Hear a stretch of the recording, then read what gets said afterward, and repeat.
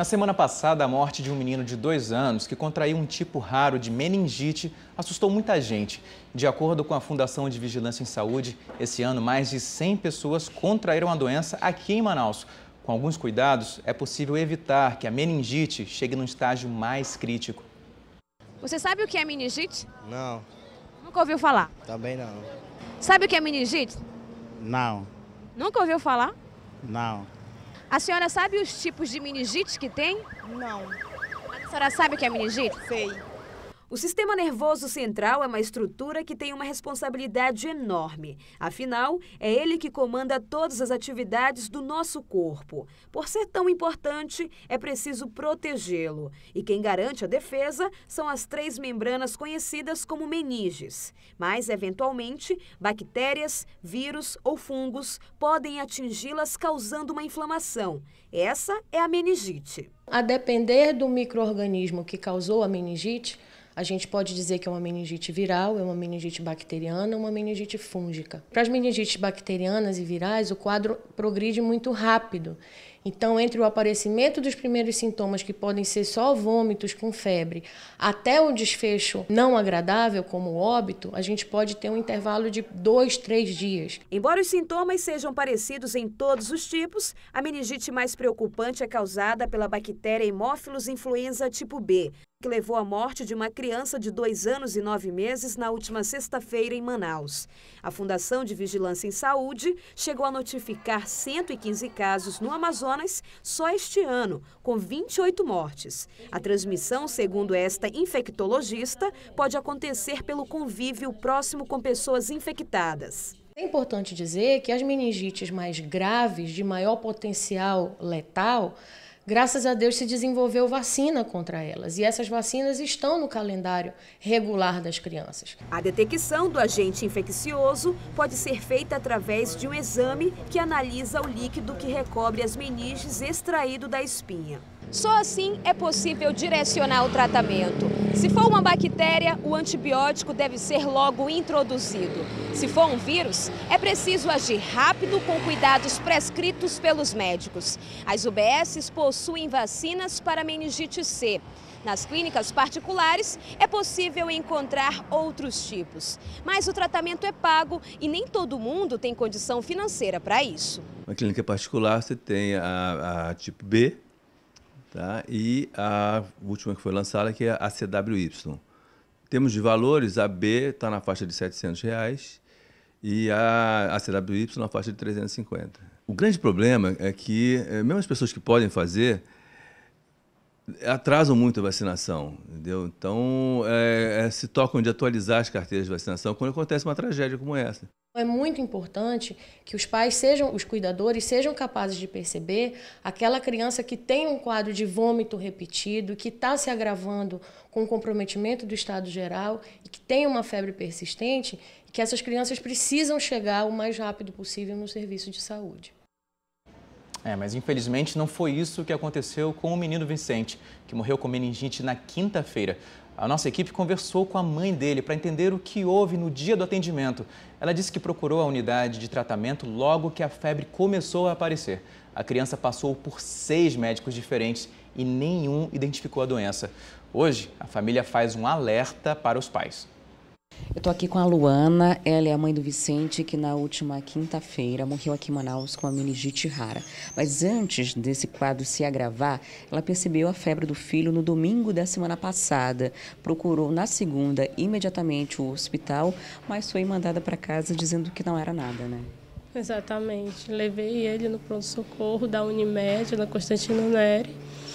A médica examinou, fez um exame de tórax para saber se era pneumonia, descartou e disse que meu filho não tinha nada, que era para ele ir para casa e era para eu tratar essa febre em casa. O problema continuou, persistiu, ela deu os medicamentos, mas a febre ia e voltava. Na terça, foi de novo na emergência. Na terça-feira à noite, ele apresentou febres muito altas, levei no pronto-socorro. Eles mandaram dar um banho nele, fizeram o exame de sangue. E depois, quando eu retornei com outro médico, porque havia trocado plantão, o médico Disse que a culpa era das mães, que ficam levando os filhos no pronto-socorro o tempo todo, por causa de qualquer febre, e que eu estava muito histérica, muito preocupada por nada. Os primeiros médicos trataram como se fosse excesso de zelo da sua parte. Exatamente. Eles disseram que agora qualquer mãe fica levando os filhos por qualquer febrinha, fica levando no pronto-socorro. E não era qualquer febrinha. Uma febrinha é 37 graus, 37,5. Meu filho só tinha 38,5, 40, febre que ele nunca tinha apresentado. Na quarta ele aparentou uma certa melhora, né? Sim, ele aparentou uma certa melhora. Eu levei na pediatra, ela avaliou, mas pediu para eu ficar observando, porque essas febres não eram normais e que poderia aparecer mais alguma coisa. Até então o Vicente já tinha feito o exame de sangue, de urina, de tórax, também da cabeça para verificar se podia ser algum quadro de sinusite, mas na quinta-feira ele já amanheceu muito mal e foi para a emergência mais uma vez lá na Unimed, e foi quando houve o diagnóstico já com o 6º médico, né? Isso, quando eu dei entrada na quinta-feira mesmo, a médica que me recebeu, ainda afirmando que era a garganta inflamada, que não era nada, que ele estava assim molinho por causa da febre. Inclusive ela disse assim, você não se sente mal quando está com febre? Então, a criança só está assim porque está com febre. Ela também saiu do plantão dela, e aí quando ele estava tomando soro e foi fazer o exame de sangue, foi que as técnicas perceberam que ele estava muito largadinho e chamaram a outra médica que tinha acabado de entrar no plantão.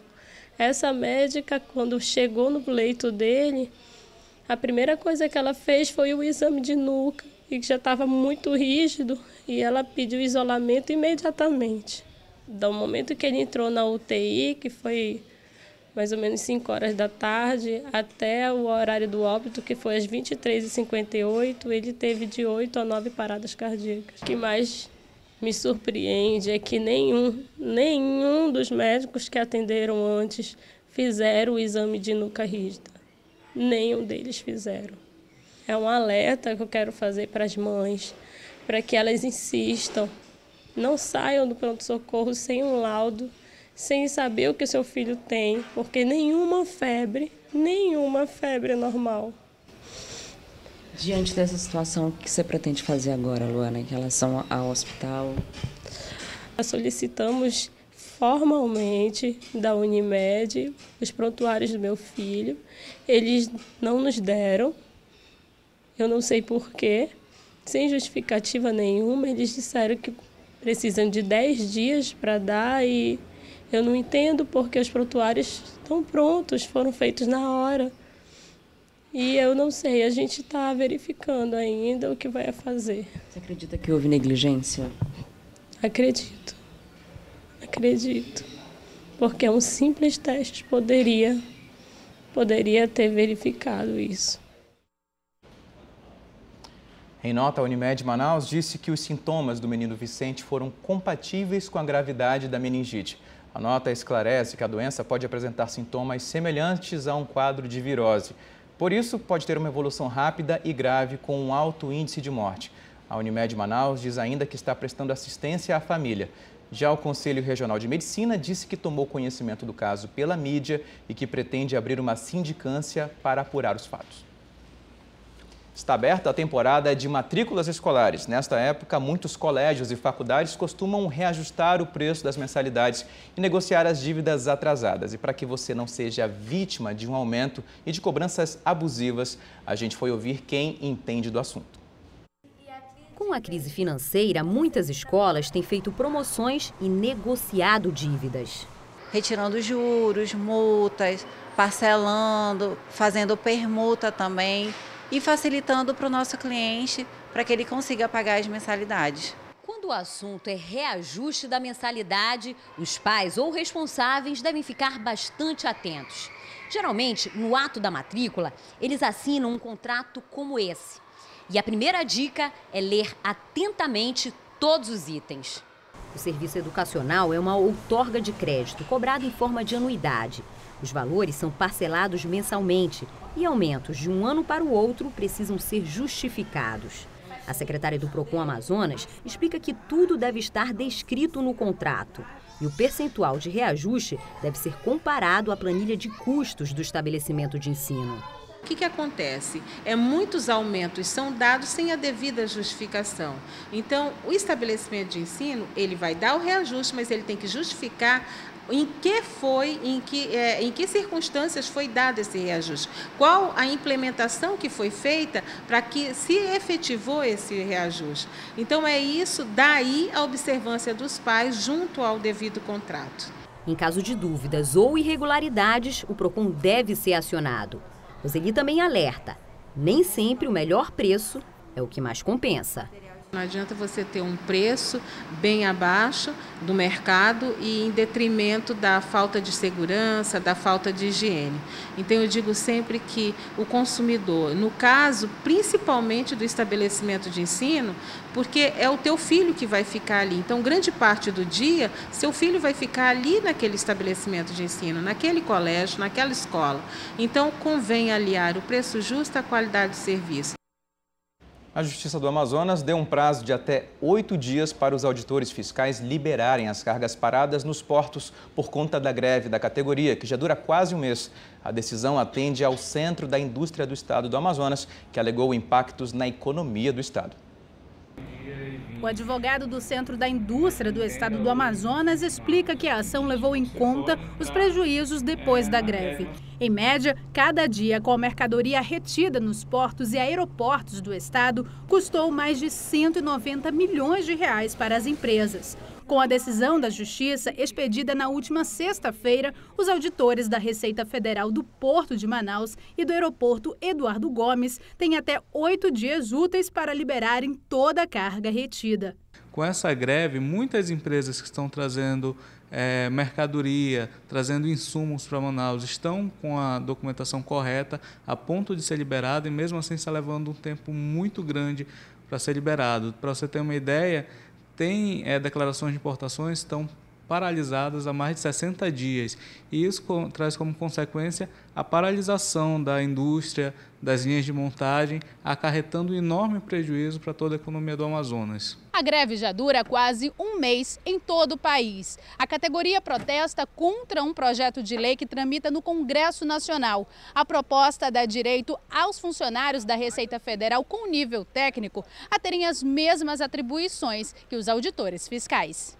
A categoria ainda pode recorrer da decisão. Todo trabalhador ele tem legitimidade de reclamar o que lhe é de direito e a greve é um meio legal. O que a gente está discutindo é o direito de liberação dessa mercadoria.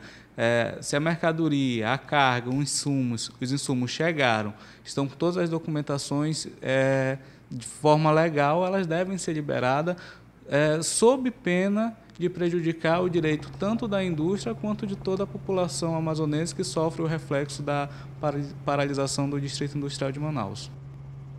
4 homens assaltaram uma pousada na Avenida Max Teixeira, na zona norte da cidade. Eles levaram o carro do proprietário, além de R$19 mil e outros objetos de valor. Quem tem mais informações é o Danilo Alves. Estamos na Avenida Max Teixeira, em frente a esta pousada. De acordo com informações da Polícia Militar, por volta das 6h30 da manhã, 4 homens vieram por essa rua e entraram aqui. Já anunciaram o assalto. Os 4 estavam armados e falaram que precisavam do dinheiro da renda do fim de semana. Eles ficaram 1 hora aqui dentro do motel. E foi nesse intervalo que eles conseguiram levar não só a renda, mas também muitos objetos de valor, como celulares e outros objetos aqui dentro da pousada. Ao todo, R$19 mil foi levado.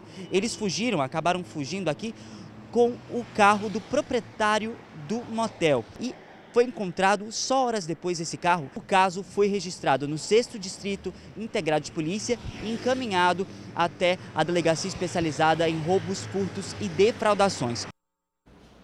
Em tempos de crise financeira, tem muita gente sacando o dinheiro da poupança para pagar as dívidas. E segundo o Banco Central, isso tem se tornado comum nos últimos 2 anos. O problema é que tem muito brasileiro sem condições até de poupar. E aí, na hora do aperto, acaba recorrendo aos financiamentos. A poupança ainda é o investimento preferido de quase 70% dos brasileiros, segundo dados do SPC Brasil. A senhora tem tirado o dinheiro da sua poupança para pagar a dívida? Não. Não mexe? Não mexo. Só mexe que caso? Muito extremo.